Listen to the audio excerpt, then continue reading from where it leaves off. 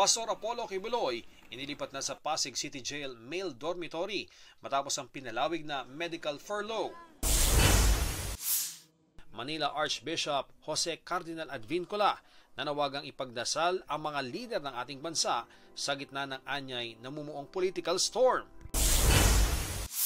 PNP, inaalam sa Bureau of Immigration kung nakalabas na nga ng bansa si dating presidential spokesperson Harry Roque na pinapahanap ng Kamara kaugnay sa Pogo investigations.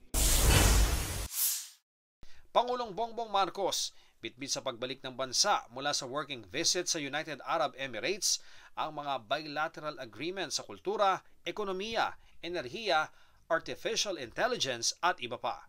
Ian Cruz nagbabalita para sa GMA Integrated News. Huwag magpahuli sa mga balitang dapat niyong malaman. Mag-subscribe na sa GMA Integrated News sa YouTube.